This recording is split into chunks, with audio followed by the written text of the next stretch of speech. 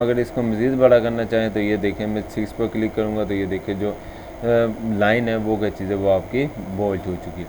और इसी तरीके से अगर हमने स्टाइल चेंज करना है, मिसाल के तौर पर ये वाला स्टाइल चेंज करना है तो मैं इस पर अप्लाई करके ओके करता हूँ, तो ये देखें जो स्टाइल है वो भी तब्दील हो चुके हैं। तो इस तरीके से क्या चीज़ें हैं। इसके अलावा हम कलर वगैरह भी इसका तब्दील कर सकते हैं, जो आप पसंद चाहें आपको, यानी इसका क्या चीज़ें हम बाजर लगा सकते हैं। इसके अलावा जो भी अगर कंकरियाँ वगैरह हैं या आप चेंज करना चाहें तो इस तरीके से हम क्या चीज़ें उसका लगा सकते हैं।